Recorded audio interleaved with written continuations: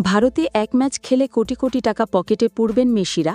আগামী নভেম্বরের যখন আন্তর্জাতিক বিরতি চলবে তখন ভারতে একটি প্রীতি ম্যাচ খেলতে আসবে বিশ্ব চ্যাম্পিয়ন আর্জেন্টিনা। ম্যাচে তাদের প্রতিপক্ষ কারা হবে সেটা এখনও ঠিক হয়নি।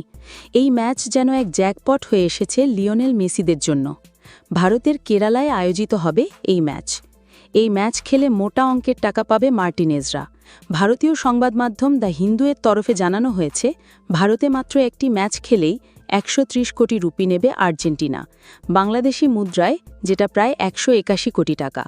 এই ম্যাচ মাঠে গড়ানোর কয়েক মাস আগেই পুরো অর্থ পরিশোধ করার শর্ত দিয়েছিল আর্জেন্টিনা। কেরালা সরকারের বাণিজ্যিক অংশীদার রিপোর্টার ব্রডকাস্টিং কোম্পানি সেই অর্থ গত ডিসেম্বরেই তাদেরকে পরিশোধ করেছে। তারপর এতদিন পর এসে সফরের আনুষ্ঠানিক ঘোষণা দিয়েছে এএফএ। আন্তর্জাতিক বিরতিতে নিরপেক্ষ ভেন্যুতে ম্যাচ খেলতে আর্জেন্টিনাই এখন সবচেয়ে বেশি অর্থ দাবি করে। ভারতের ক্ষেত্রেও তার ব্যতিক্রম হয়নি।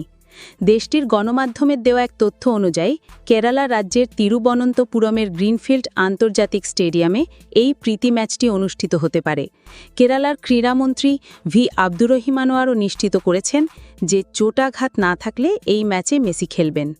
এর আগে গত মে মাসে আর্জেন্টিনার ভারতে আসা নিয়ে একটু অনিশ্চয়তা তৈরি হয়েছিল, তবে এবার সব বাধা কেটে গেছে। ফলে ৩ মাসের মধ্যেই ভারত সফরে আসছে বিশ্ব চ্যাম্পিয়নরা। জাতীয় দলের সফরের পাশাপাশি লিওনেল মেসিও ব্যক্তিগতভাবে ডিসেম্বর মাসে ভারতে আসবেন।